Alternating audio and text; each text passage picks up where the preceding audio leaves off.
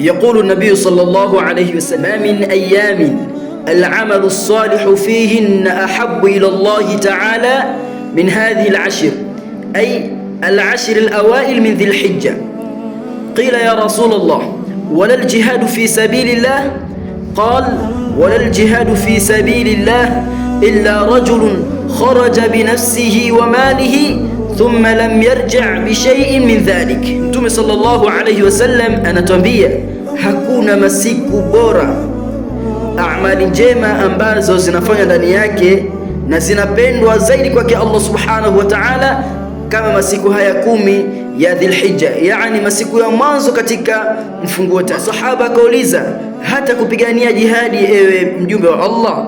Akasema, hata kupigana jihadi, isipokuwa yule ambaye atapigana jihadi kwa nafsi yake na mali yake, na wala